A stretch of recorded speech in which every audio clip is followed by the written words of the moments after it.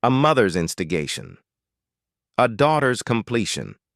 I was fighting every chance to smile as I tried playing the "it's not my right to tell" and "I can't believe he didn't tell you" cards until she practically begged me.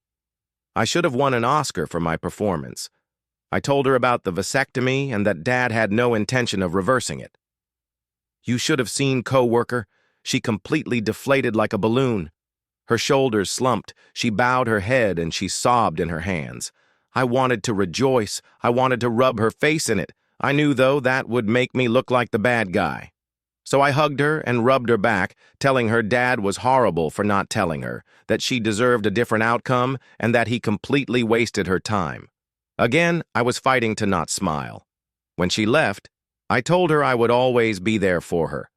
But I knew she wasn't going to be part of my life anymore. Why would she?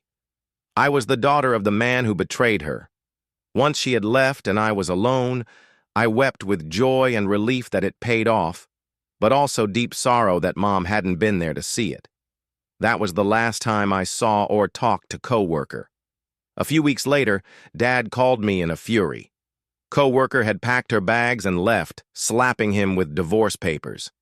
She yelled at him for not being honest with her that he had a vasectomy he had no intention of reversing, that he knew she wanted kids, and that she had wasted all of her childbearing years, and that he had left it to me to tell her. He then said, "How could you do that to us?" "We loved you." I then said in a cold tone, "You and Mom did a good job teaching me how to keep secrets." I hung up and that was it. I never spoke to him again either. Last I heard, he and coworker were divorced and everyone shunned him because of his keeping the secret.